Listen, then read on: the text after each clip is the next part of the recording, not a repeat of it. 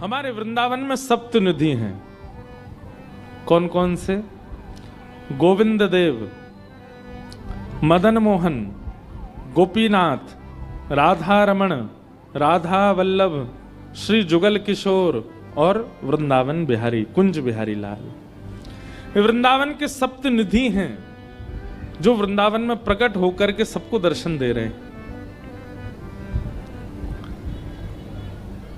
इन्हीं सप्त निधियों को गोविंद देव जी को प्रकट किया रूप गोस्वामी जी ने, मदन मोहन जी को रूप प्रकट किया सनातन गोस्वामी ने, गोपीनाथ जी को प्रकट किया मधु पंडित जी ने, गोपाल भट्ट गोस्वामी को प्रकट किया श्री राधा रमण जी को प्रकट किया श्री गोपाल भट्ट गोस्वामी जी ने, राधा वल्लभ लाल जी को विराजमान किया श्री हितरवंश महाप्रभु ने, जुगल किशोर जी को व्यवस्थित किया श्री हरिराम व्यास जी ने, और श्री बांके बिहारी जी को प्रकट किया श्री स्वामी हरदास जी महाराज जी ने। ये वृंदावन के सप्त निधि हैं।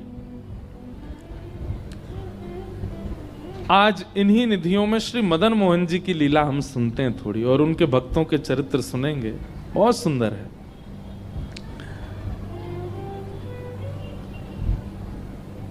रूप सनातन दो भाई थे, और ये दोनों श्रीमद चैतन्य महाप्रभु के कृपा पात्र, और महाप्रभु जी की आज्ञा से आप दोनों वृंदावन आए। बहुत ध्यानपूर्वक सुनिए सब लोग। आगामी 16 तारीख को वृंदावन रसामृत पद, जो प्यारो वृंदावन पद है, वो आने वाला है सबके बीच में। उसमें भी इसका इन सब सातों आचार्यों के छोटे छोटे चरित्र दिखाएं। अब इतनी जल्दी इतने छोटे में कैसे इतना व्यवस्थित तो नहीं दिखा पाए, पर थोड़ा थोड़ा सबका दिखाया, आप सब देखना। तो उन्हीं में से हम मदन मोहन जी की लीला थोड़ी सी सुनेंगे। तो रूप गोस्वामी वृंदावन आए। अब लीला तो बहुत बड़ी है कि इन पर महाप्रभु जी ने कैसे कृपा की, और कृपा करके इनको कैसे भक्ति भाव में व्यवस्थित किया और इनको वृंदावन भेजा। एक बात याद रखिएगा, सोई सुहागन प्रिय जाहि रीछ है। आप श्रद्धावान बने हो, इसका मतलब आपकी भक्ति है। आप विश्वासवान बने हो ठाकुर जी के प्रति, इसका मतलब आपकी भक्ति है। लेकिन आपके चित्त में ठाकुर जी के प्रति प्रेम निष्ठा बढ़ी है, इसका मतलब आपका कोई बल नहीं है, ठाकुर जी चाह रहे हैं आपसे, इसीलिए आप प्रेम कर रहे हो उनसे। प्रेम के अलावा ठाकुर जी के सन्मुख आप जो भी प्रस्तुत कर रहे हो वो आप कर रहे हो, पर ठाकुर जी से जो आपका प्रेम हो रहा है ना, वो ठाकुर जी की इच्छा से हो रहा है, उसमें आपका कोई हाथ नहीं है। ठाकुर जी से प्रेम ठाकुर जी की कृपा से होता है, बाकी सब आपकी इच्छा से होता है। तो रूप गोस्वामी वृंदावन में रहते थे। एक दिन इनको अनुभव हुआ कि एक नन्हा सा बालक, अच्छा ये रोज अपने भजन करते थे और भजन में व्याकुल होते थे, हे नाथ कब मिलोगे, मुझे पता है आप इसी व्रज वृंदावन में हो, आप इसी यमुना के तट पर हो, मुझे कब मिलोगे। रोज व्याकुल भाव से पुकारते थे। एक दिन श्री रूप गोस्वामी बैठे थे अपने यमुना तट पर, और तभी उनको नन्हा सा एक बालक अपनी ओर बुलाता हुआ दिखा। थोड़ी देर में वो बालक अंतर ध्यान हो गया। रूप गोस्वामी जब पीछे दौड़े तो देखा कि आगे एक टीला था, एक मिट्टी का टीला, और उसके ऊपर गैया खड़ी है और अपने चारों थनों से दूध प्रवाहित कर रही है। बिना किसी के हाथ लगाए दूध निकल रहा था थनों से। जाकर के जब उस टीले को हटा करके देखा तो वहां से वृंदावन के प्रथम निधि श्री गोविंद देव जी प्रकट हो गए। वो गाय उनका अभिषेक कर रहे थे, और इस प्रकार वृंदावन के प्रथम निधि श्री गोविंद देव जी वृंदावन पधारे। रूप गोस्वामी को श्री गोविंद देव जी प्रकट प्राप्त हुए, और इस भाव को सुनकर के आचार्य जन प्रसन्न तो बहुत हुए, लेकिन रूप गोस्वामी के भैया सनातन गोस्वामी बड़े चिंतित हो गए। ठाकुर जी, मेरी भक्ति में कोई कमी रह गई, मेरे भाव में, मेरे प्रेम में कोई कमी रह गई, आप मेरे पास नहीं आए अभी तक। और आप मनी मन सोचते जैसे रूप को मिले हो वैसे सनातन को कब मिलोगे। सनातन गोस्वामी मथुरा में यमुना जी के तट पर रहते थे और भजन करते थे। बहुत सुंदर कथा है, ध्यान से सुनिएगा। बिहरत निस दिन कुंज गलिन में ब्रजजन मन सुख धाम, मदन मोहन को रूप निरख सनातन बलि बलि जाए। तो सनातन गोस्वामी मथुरा में निवास करते थे और आपका नियम था कि आप 24 घंटा में से 20 घंटा भजन करते थे, 20 घंटा माला करते थे और बचे हुए 4 घंटे में सोना, स्नान करना, भोजन करना और भी जो काम होते हैं उसके लिए केवल 4 घंटे का समय रखते थे। बाकी 20 घंटे ठाकुर जी को देते थे। इसी में 4 घंटे में ही सो लेते थे, इसी में स्नान कर लेते थे, इसी में तिलक स्वरूप कर लेते थे, इसी में ही भ्रमण कर आते थे, इसी में ही परिक्रमा कर आते थे। इससे अधिक समय संसार के लिए नहीं। कई लोग कहते हैं कि महाराज एक बात बताइए, संत महापुरुषों को देख करके इतना आकर्षण क्यों होता है, उनको देख करके इतना उनसे प्रेम जैसा क्यों होता है? हम में और संतों में अंतर क्या है? हम 24 घंटे दुनिया के लिए रखते हैं, उसमें से थोड़ी देर ठाकुर जी को देते हैं, और वे 24 घंटे ठाकुर जी के लिए रखते हैं, उसमें से थोड़ी देर संसार को देते हैं। इसलिए वो प्रिय लगते हैं, इसलिए वो अच्छे लगते हैं, इसलिए आनंददायी लगते हैं। हम पर इतनी कृपा है ठाकुर जी की, भगवान करे कोई की नजर नहीं लगे। 365 दिन में से 300 दिन तो पक्के हैं कि ठाकुर जी की चर्चा में ही जाएंगे। 65 दिन हो सकता है संसार के व्यवहार में निकल जाएं। मैं तो गिनती नहीं करता कभी कि कितने दिन कथा हमने की एक साल में, क्यों कहीं अभिमान नहीं हो जाए कि भाई इतने दिन निकाल दिए ठाकुर जी की सेवा में। बल्कि इसका सौभाग्य मानते हैं कि ठाकुर जी ने कम से कम साल के इतने दिन हमको कह रखा है, तो मेरी कथा ही करनी और कछु ना करना। भक्ति बंधुओं, एक समय पर आकर के ऐसी हो जाए कि आपको समाज संसार के लिए समय निकालना पड़े। अभी आप ठाकुर जी के लिए समय निकालते हो। लोगों से पूछो पंढरपुर गए? निकालेंगे इस समय। कथा हो रही है कोल्हापुर में, गए? थोड़ी सी बाहर हो रही है ना, जाएंगे, एक दिन तो जाएंगे, समय निकालेंगे। आप ठाकुर जी के लिए समय निकालते हो, बल्कि होना ये चाहिए पूरा दिन ठाकुर जी को दो, संसार के लिए समय निकालो। मैं ऐसे ऐसे परिवारों को जानता हूं जिनके पास कोई बहाना नहीं होता ठाकुर जी की भक्ति के लिए। एक परिवार में मेरी कथा हुई, वहां परिवार में 8 सदस्य, सबसे छोटे सदस्य की आयु 6 वर्ष की और सबसे बड़े सदस्य की आयु 80 वर्ष की।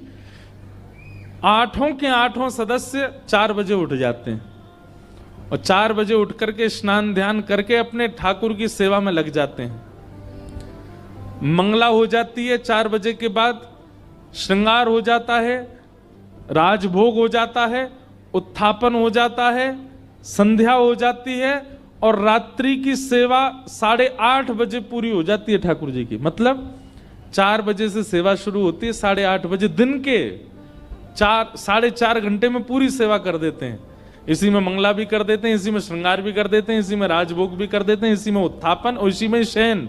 8:30 बजे तो ठाकुर जी को शयन करा के सब अपने स्कूल गए, ऑफिस गए, कॉलेज गए, दफ्तर गए, निकल गए। शाम को 6 बजे लौट करके सब आ जाते हैं और आकर के 8-9 बजे तक फिर सो जाते हैं। 3:30-4 बजे फिर उठ करके सेवा। मुझे कुछ दिन पहले मिले, मैंने कहा आज भी, बोले अब तो महाराज जी 2 सदस्य और बढ़ गए हैं, 2 बालकों के ब्याह हो गए, वो भी इतने बजे ही उठते हैं, पूरी सेवा होती है। 4.5 घंटे में ठाकुर जी की पूरे दिन की सेवा कर देते हैं, क्योंकि कार्य की व्यस्तता है। ये भी अच्छा है, कम से कम आप छोड़ तो नहीं रहे, सेवा पूरी कर रहे हैं। बहाना नहीं, बहाना संसार के लिए होना चाहिए, ठाकुर जी के लिए नहीं। अधिकतर लोगों को सुना गया होगा, सुनते हुए आपने देखा होगा कि भाई वृंदावन क्यों नहीं जा रहे, बन ही नहीं रहा, कोई योगी नहीं बनना, समय ही नहीं मिल रहा मुझे जाने का। कभी आपने किसी को ऐसे कहता हुआ सुना, भाई तुम शादी में नहीं आए, क्या करें, ठाकुर जी से समय ही नहीं मिलता हमको, क्या करें, ठाकुर जी की भक्ति से हमको बिल्कुल समय नहीं होता। हाँ, मैं तो कह देता हूं, महाराज जी आप हमारे यहाँ ब्याह में नहीं आए, क्या बताएं, कथाओं से समय ही नहीं है।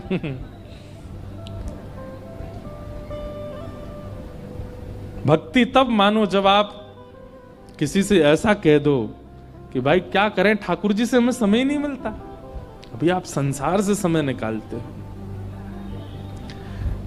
एक मध्य प्रदेश में हनुमान जी का मंदिर है, तो हनुमान जी के मंदिर के ठीक बगल में एक पुलिस स्टेशन है। असली घटना है, इसी कलिकाल की 50-60 साल पुरानी, और 50-60 तो ज्यादा बोल दिए मैंने, शायद 30-40 साल पुरानी घटना होगी। तो हनुमान जी के मंदिर में एक सिपाही, एक पुलिस वाले, छोटे, ज्यादा उच्च श्रेणी के नहीं थे, हवलदार थे। तो वो रोज पहले हनुमान जी को प्रणाम करते, फिर अपने पुलिस स्टेशन जाते थे। तो हनुमान जी में उनकी इतनी निष्ठा थी, कई बार वो हनुमान चालीसा पाठ करके हनुमान जी को देखते और नेत्र बंद करते, 4-4 घंटे बैठे रह जाते मंदिर में। और फिर अचानक आंख खुलती तो भागते। तो पुलिस स्टेशन के जो मुख्य इंस्पेक्टर थे वो उनको डांटते, ए भाई तुम समय पे नहीं आते हो, कहाँ रह जाते हो, क्या करते हो?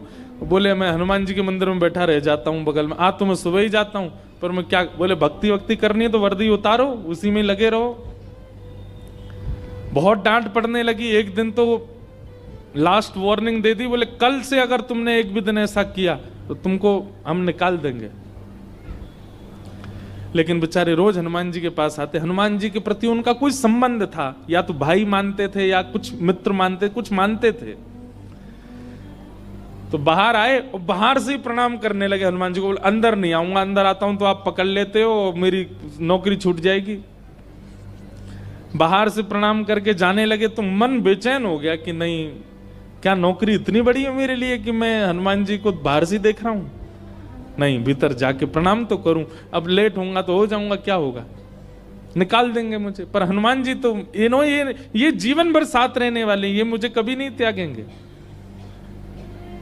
भीतर गए और जैसे हनुमान जी को प्रणाम किया, उनका तो नियम था, देखते ही समाधि लग जाती थी, बैठ गए समाधि में। और दिन तो 3-4 घंटे की लगती थी, आज 8 घंटे की समाधि लगी। शाम हो गई और शाम होते ही जब होश आया, बोले जय हो बजरंगबली, तुम भी बढ़िया हो। मतलब जब पता था कि आज अगर मैं लेट हुआ तो मैं नौकरी से निकल जाऊंगा, तो आज 8 घंटा लंबी कर दी समाधि। अब शायद आप ही चाहते हैं कि मैं छोड़ छाड़ दूं नौकरी, ठीक है मैं जाता हूं अभी। अब वो मुझे डांट करके निकालें उससे पहले मैं ही निवेदन कर दूंगा, भाई मुझसे नहीं हो पाएगा। भीतर गए, इंस्पेक्टर साहब से जाकर के बोले भगवान आप रोज रोज मुझे डांटें, उससे अच्छा मैं आपसे निवेदन कर दूं, मैं इस नौकरी के लिए बना नहीं हूं, आप मुझे निकाल दीजिए। इंस्पेक्टर बोले क्यों, क्या हो गया, और तुम ऐसे क्यों बात कर रहे हो, सब बढ़िया तो चल रहा है, कोई दिक्कत है नहीं? बोले नहीं, देखिए उस दिन भी लेट हुआ, आज भी फिर मैं लेट हो गया। कब लेट हुए? आज सवेरे हम लोग गए तो थे, वो चोर पकड़ के भीतर बंद किया, तुमने उसमें इतने मुक्का मारे घुमा घुमा के बेचारे की नाक से खून निकाल दिया तुमने। हम तुमको रोक रहे थे, लेकिन आज तुम्हें ऐसा बल उठा उठा के फेंक रहे थे उसको। सब बढ़िया तो है, अब समय से आते रहते हो तुम, अब कोई दिक्कत नहीं है, अब क्यों कह रहे हो इस्तीफा देना? बोले मैं कहां गया आपके साथ, मैं तो आज अभी आया हूं पुलिस स्टेशन। तो बाकी सबको अरे देखो ये क्या, ये पागल हो गया, भांग वांग खा के आया है। अरे भाई हम सब आज सवेरे हमको फोन आया, हम लोग कहीं गए थे पकड़ने, एक चोर को पकड़ के लाए, तुमने उसमें बड़ी पिटाई लगाई, हम सब साक्षी हैं। उसके हाथ पैर कांपने लगे। बोले भगवान मैं सौगंध खा के कहता हूं अपने परिवार की कि मैं सुबह आया था तब से मंदिर में ही बैठा हूं, मैं आया ही नहीं हूं अभी यहां नौकरी, मैंने ज्वाइनिंग ही अभी शाम को करी है। तुरंत दौड़ करके गए, बोले नाथ आज मेरी जगह आप गए थे, तभी इतने मुक्का पड़े हैं चोर में। हनुमान जी महाराज गए उसकी जगह। इसका मतलब ये नहीं है कि कल एग्जाम है और आप कहो हे पंडरीनाथ आप ही मेरा रूप धारण करके चले जाओ, पास करवाया हो मुझे। ये तो भक्ति भाव पर निर्भर करता है, जिसका प्रेम अतीत होता है। और एक बात बिल्कुल शुद्ध तरीके से समझ लीजिए, संसार के लोगों को आकर्षण करने के लिए रूप है, संसार के लोग आकर्षित स्वरूप से होते हैं, संसार के लोग आकर्षित आपके वस्त्रों से होते हैं। ठाकुर जी का आकर्षण का केंद्र मानवों का केवल और केवल सरल स्वभाव, जितना सरल स्वभाव वाला व्यक्ति उतने ज्यादा आकर्षित ठाकुर जी होते हैं उससे। और आज के मानव में सारे गुण हैं सरलता छोड़ करके, वो सरल नहीं है बस, बाकी सब गुण हैं उसमें। तो सनातन गोस्वामी का नियम था कि वे 24 में से 20 घंटा भजन करते थे और 4 घंटे में शयन करना, स्नान करना, भोजन बनाना और भिक्षा लेकर के आना, ये सब 4 घंटे में ही करते थे। अगर कभी कभी 4 घंटे में विलंब होता था और भिक्षा नहीं कर पाते थे तो भूखे ही भजन में चले जाते थे अगले 20 घंटे के लिए। ఈ కిడ్నాప్ విషయం బయటికి తెలిస్తే అర నిమిషంలో మన ప్రభుత్వం ऐसा कठोर नियम। आप ब्रजवासियों के यहां से भिक्षा लेते थे और आपका नियम था पक्की हुई भिक्षा नहीं लेते थे। 2 प्रकार की भिक्षा होती है, एक तो होती है भिक्षा और दूसरी होती है मधुकरी। ध्यान से सुनिएगा, भिक्षा क्या होती है? बोले भिक्षा में आटा, दाल, चावल, सूखा सामान दिया जाता है, ये भिक्षा है। और मधुकरी जो भोजन बना हुआ है, जो सबने पा लिया है, ठाकुर जी को भोग लग गया, उसके बाद जो बच गया है वो मधुकरी है। तो हमारे यहाँ दोनों प्रकार के उपासक रहते हैं ब्रज में, मधुकरी पाने वाले भी और भिक्षा लेकर के पाने वाले भी। मधुकरी पाकर के भजन करने वाले तो अनेक संत हैं जो ब्रजवासियों के यहाँ जाते हैं, बाहर खड़े होकर के कीर्तन करते हैं। इतना सुंदर लगता है ब्रज में। अब तो भीड़ बहुत हो गई, हमारे घर तो रोज आते हैं, बाहर खड़े हो जाएंगे और बाहर खड़े होकर के चुपचाप कीर्तन करते रहेंगे, ना बैल बजाएंगे, ना खटखटाएंगे, ना किसी को बोलेंगे, बस कीर्तन करेंगे बाहर खड़े होके। और समय है, गौ दोहन कितनी देर का होता है? गौ दोहन 5 से 7 मिनट का होता है। गौ दोहन, गौ दोहन मात्रेण, बस 7 मिनट करेंगे कीर्तन। 7 मिनट में आपने भिक्षा दे दी तो ठीक, नहीं तो चले जाएंगे। ऐसे आज भी महात्मा रहते हैं ब्रज में। और उनका विचार पता है क्या है? कि भाई जा ब्रज में स्वयं ठाकुर इन ब्रजवासीन के घर में बिन बुलाए घुस घुस के चोरी करके खावे, उन ब्रजवासीन ते हम मांग करके खा लेंगे, हमारो भजन बढ़ेगो। वजन नहीं, भजन, भजन बढ़ेगो। बिना बुलाए डोले घर घर। ठाकुर जी तो बिन बुलाए घुस जाते हैं ब्रजवासियों घर में, कहां बनो सब खोल खाल के पाले। तो संतों की ऐसी भावना होती है, भजनानंदियों की ऐसी भावना होती है, हम भैया ठाकुर जी की तरह भीतर तो प्रवेश नहीं कर सकते पर मांग के तो पा सकते हैं ना।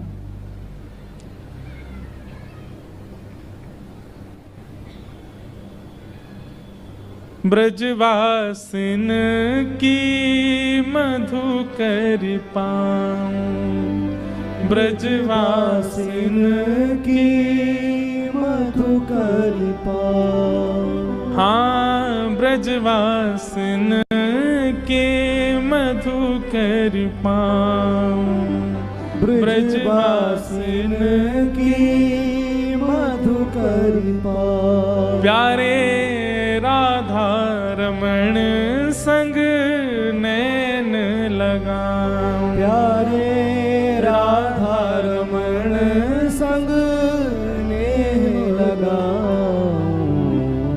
ब्रजवासिन की मधुकरी पाऊं, ब्रजवासियों की आंखें मधुकरी पाओ। और मधुकरी पाके फिर राजभोग दर्शन कहां करो? राधा रमण संग नैन मिला। और फिर दोपहर में सारे मंदिर बंद हो जाते हैं हमारे ब्रज में, फिर क्या करो? तो तीसरी पंक्ति में कहते हैं, रसिक जनन की सेवा पाऊं, प्यारे कुंज बिहारी के दर्शन पाऊं। शाम को जब तक मंदिर नहीं खुलते हैं, रसिक जनों की, ब्रजवासियों की सेवा करो और सबकी सेवा करके कुंज बिहारी लाल के दर्शन करो, बिहारी जी के दर्शन को आनंद लो। तो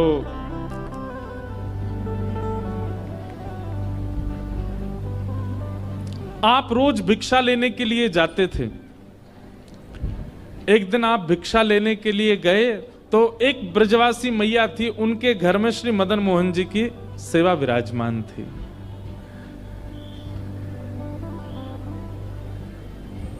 आप रोज मैया के यहां जब भिक्षा लेने जाते तो जब किवाड़ खुलती थी तो आप बाहर से ही दर्शन करते थे, भीतर छोटे से मदन मोहन जी विराज रहे हैं। आप तो देख करके रोज प्रणाम करके चले जाते थे, इससे अतिरिक्त कोई और अवसर आपको मिला नहीं। पर ठाकुर जी को यह बहुत भाग है, जब किवाड़ खुलती और भिक्षा लेने के लिए सनातन गोस्वामी आते, भीतर खड़े ठाकुर जी की अद्भुत सुगंधी से पूरा घर महक उठता। माता जी भिक्षा देके जब घर में आती भीतर तो मन में सोचती कोई इत्र की शीशी फैल गई है, कोई ने अगरबत्ती जला दी है, इतनी सुगंधी कहां से आवे। वास्तव में ठाकुर जी जब अपनी अत्यंत प्रसन्नता प्रकट करते हैं ना तो वातावरण जो है वो अत्यंत सुखद हो जाता है। उसका स्पर्श, वातावरण की वायु का स्पर्श भी बहुत सुखद लगने लगता है। वातावरण में एक अद्भुत सी सुगंधी का अनुभव होने लगता है।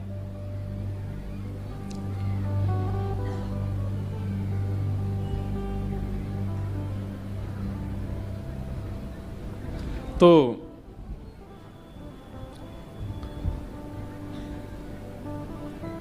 ठाकुर जी को भागे सनातन गोस्वामी, हमको भाते हैं ठाकुर जी, पर ठाकुर जी को भागे सनातन गोस्वामी।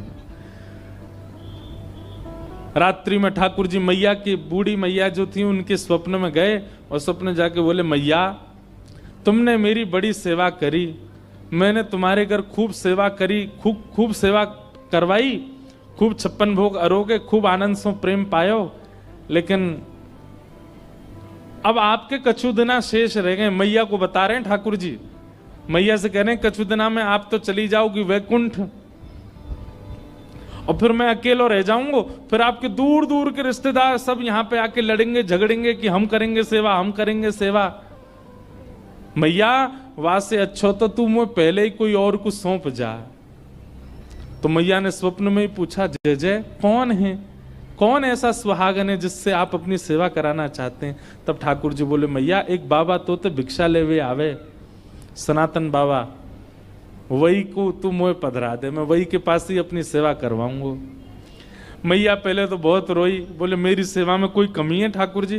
बोले कमी नहीं है मैया, तू बस कछुदना की मेहमान हो रहे। मैया को कष्ट भी दे दिया और चिंता भी दे दी।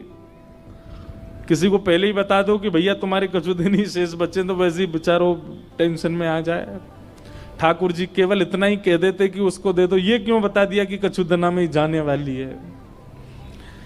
मैया को पहले चिंता हुई, बाद में मैया ने विचार किया कि ठाकुर जी सही कह रहे हैं, अगर मैं किसी को नहीं देके जाऊंगी तो रिश्तेदारों की नजर तो गड़ी है, क्योंकि दर्शनार्थी आते हैं, चढ़ावा चढ़ता है, और उस चढ़ावे के लोभ में कहीं ठाकुर जी को कहीं गलत स्थान पर ना ले जाया जाए।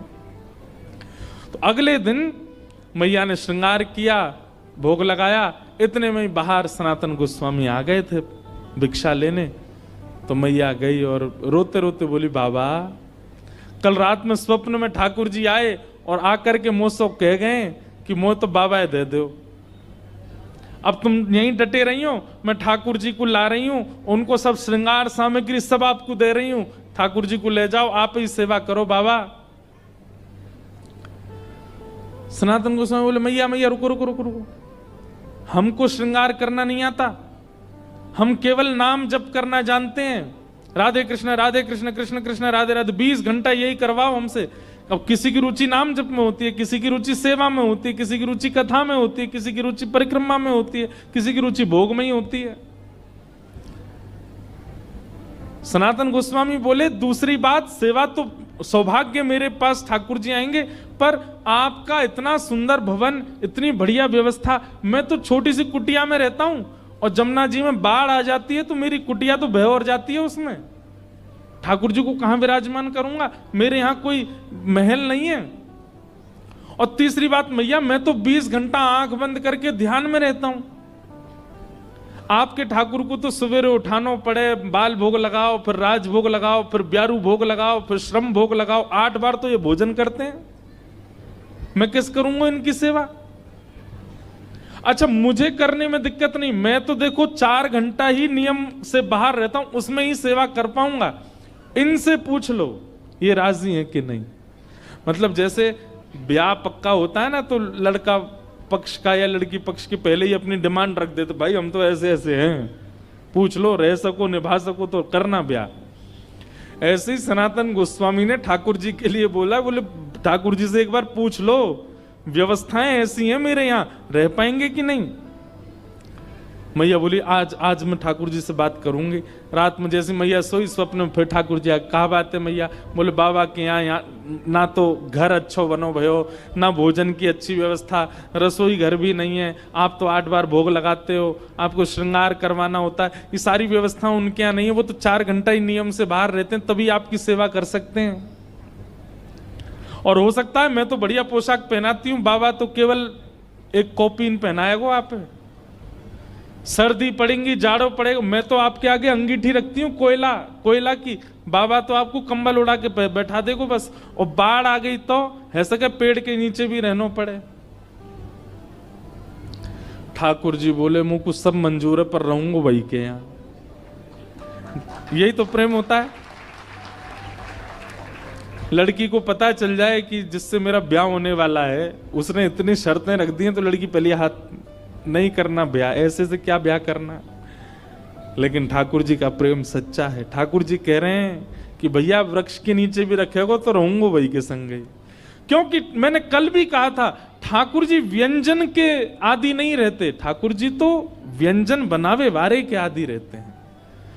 सत्य बताएं, ठाकुर जी को मंदिर में बैठना, ठाकुर जी को घरों में बैठना, गाड़ियों में घूमना, बहुत विशिष्ट व्यवस्थाएं होना ठाकुर जी को प्रिय नहीं है। जो उनका प्रिय भक्त है बस वो पास रहे उनके, वो ज्यादा प्रिय है ठाकुर जी को। ठाकुर जी प्रेम के आदि। दूसरे दिन मैया के यहाँ जैसे सनातन गोस्वामी आए, मैया तो अपने ठाकुर जी गोद में लेके आई। बोले बाबा आपकी सारी शर्तें हमारे ठाकुर जी को मंजूर है, रहेंगे आपके पास से।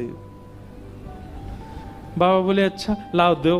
अब नेत्रों में आंसू भर रहे हैं कि बताओ मैं नहीं चाह रहा हूं, ठाकुर जी खुद आ रहे हैं मेरे पास। ये मेरे भजन का बल है। अपने हृदय से लगा करके श्री मदन मोहन लाल जी को लेकर के आए, नेत्रों से अविरल अश्रुधार गिरते जा रहे हैं। बोले ठाकुर जी झोंपड़ी से महलों में जाते हुए लोगों को देखा, पर महल से झोंपड़ी में आते पहली बार देख रहा हूं मैं। चौकी भी नहीं है एक बैठाने के लिए, नीचे फर्श पे ही गोबर का ऊंचा सा एक बना दिया चौकटा, उसी पे बैठा दिए ठाकुर जी। सनातन गोस्वामी के हाथ पैर कांप रहे हैं, कहीं ठाकुर जी को कोई दिक्कत नहीं हो जाए।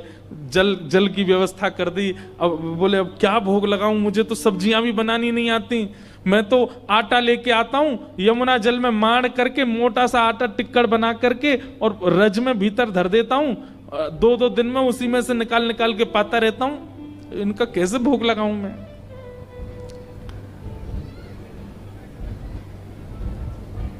सनातन गोस्वामी जाते और जाकर के आटा लेके आते, आटे में यमुना जल डाल के, ना नमक डालते ना कुछ, उसको माड़ के खूब मोटा टिक्कर बनाते, उसको बढ़िया कंडों में उपलों में सेक करके टिक्कर बन जाता, वही ठाकुर जी के आगे धर देते। जय जय जय पाऊं मैं तो। घर में पानी आ रहा है, आपके घर से पानी टपक रहा है छत से, आप बहुत ज्यादा दिक्कत में हो, तो दोस्त इस सॉल्यूशन को लगा लो। इस सॉल्यूशन से एक बूंद भी पानी नहीं आने वाला आपके घर में। कहां 5 प्रकार की सब्जी, 3 प्रकार के मिष्ठान, 2 प्रकार की नमकीन और 2-2 प्रकार की रोटी पाने वाले ठाकुर जी अचानक से टिक्कर पे आ गए।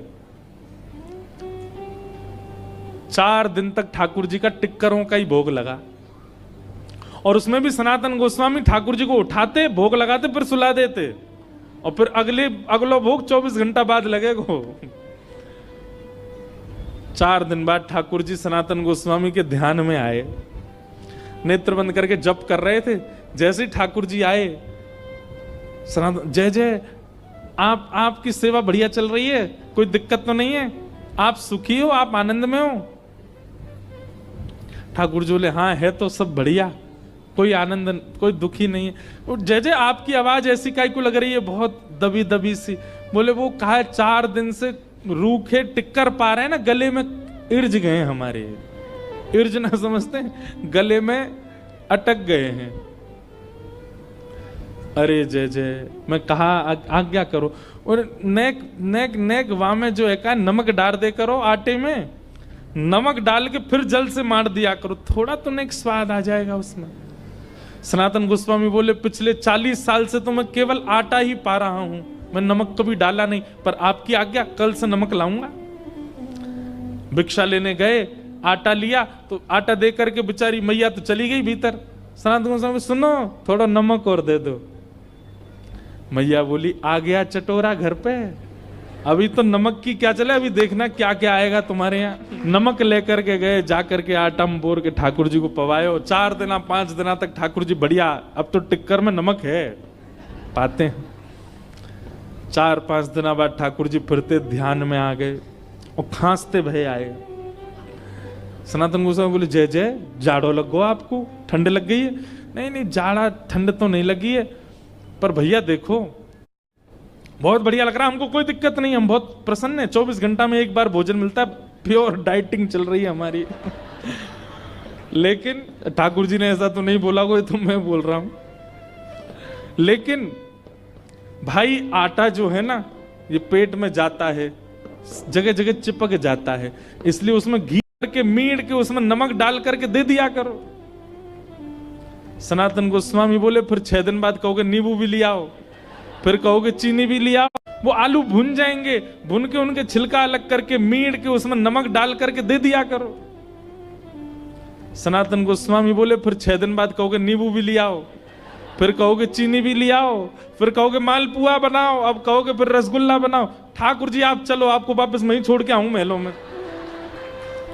और महाराज जैसे ही ठाकुर जी गोद में उठाए वापस ले जाने के लिए, प्रत्यक्ष श्याम सुंदर प्रकट हो गए और लिपट गए। और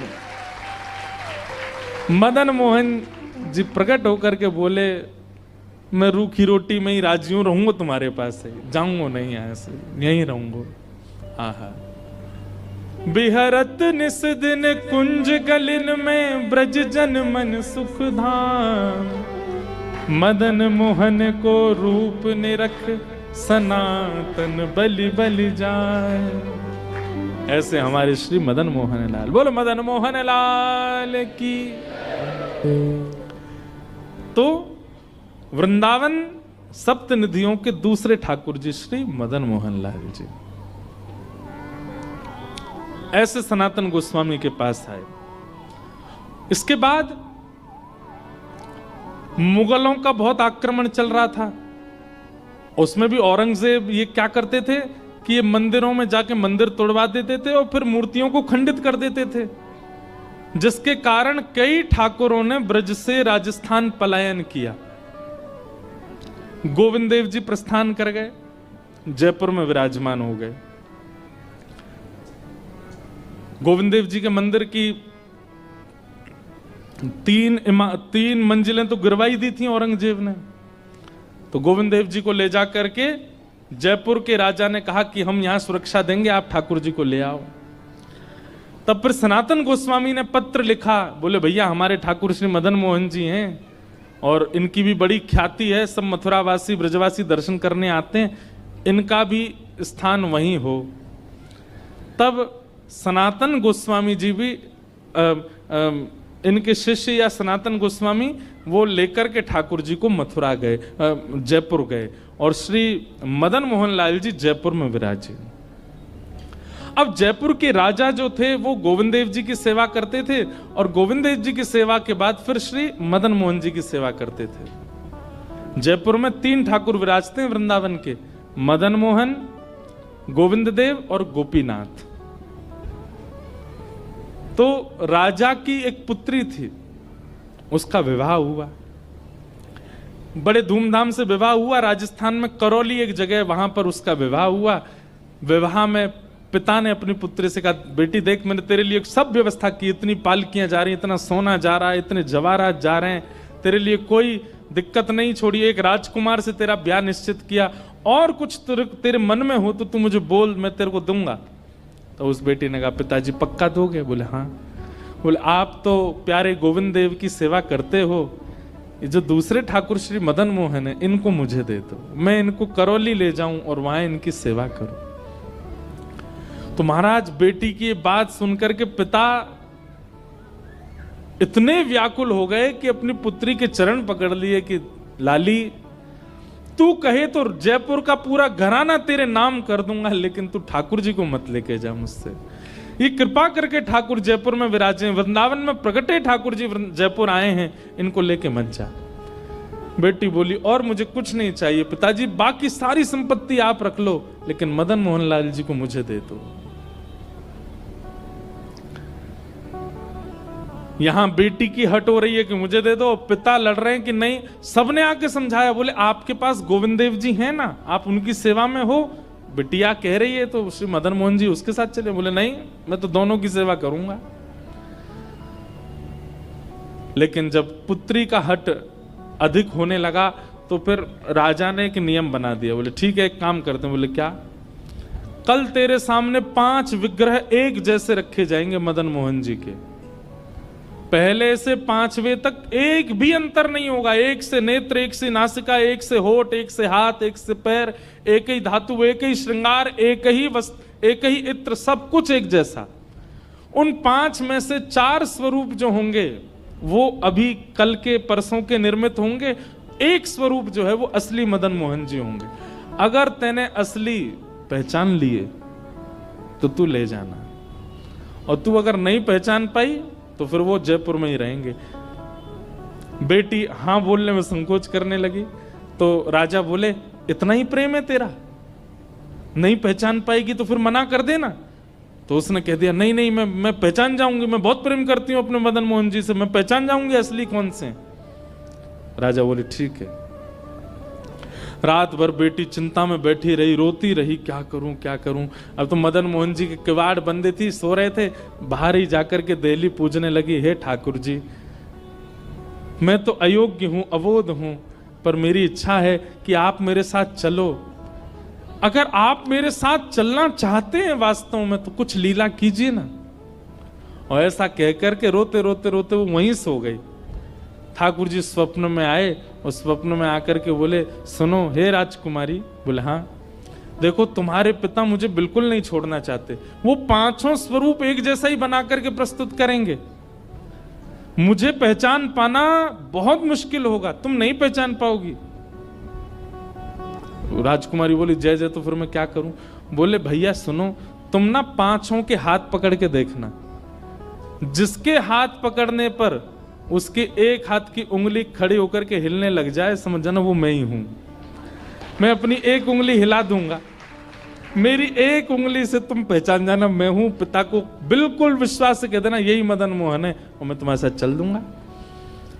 वो तो नाचने लगी रात में, जय हो मेरे मदन मोहन लाल, अब तो कल मैं आनंद से, आप बस उंगली हिला देना अपनी। राजा ने कोई कसर नहीं छोड़ी, एक एक अंग बिल्कुल मदन मोहन जी जैसा निर्माण करवाया और 5 ठाकुर विराजमान कर दिए और अपनी पुत्री को सामने खड़ा किया। जयपुर के राजघराने के सब लोग खड़े हैं, बड़े बड़े लोग, देखने के लिए कि आज पता चले मदन मोहन जी जाएंगे कि नहीं।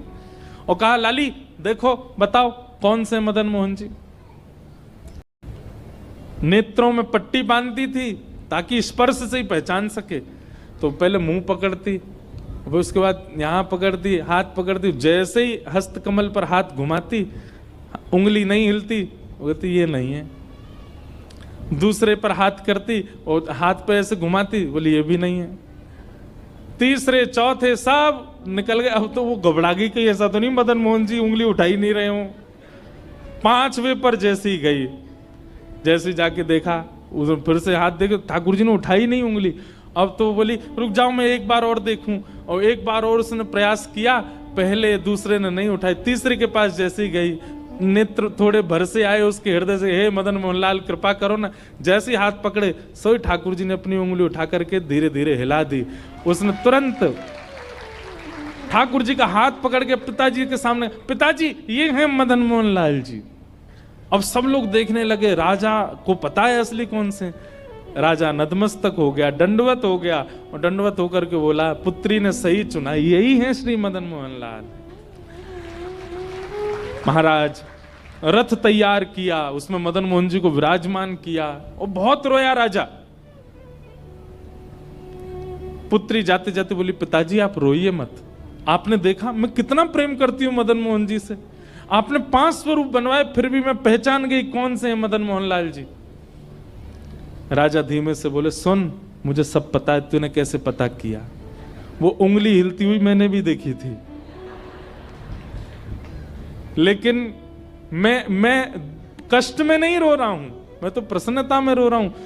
तू ले जाना चाहती तो मैं कभी नहीं भेजता, पर ठाकुर स्वयं जाना चाहते हैं इसलिए मैं भेजूंगा। वो स्वयं इच्छा प्रकट कर रहे हैं इसलिए मैं भेजूंगा। आहा। और इस नाते से, इस कृपा से श्री ठाकुर मदन मोहन लाल जी आज भी जयपुर के श्री राजस्थान के श्री करौली में विराजमान हैं। बोलो मदन मोहन लाल की जय। ब्रज के नंद लाला, राधा जी के सांवरिया, सब दुख दूर हुए जब तेरा नाम लिया। ओ ब्रज के नंद लाला,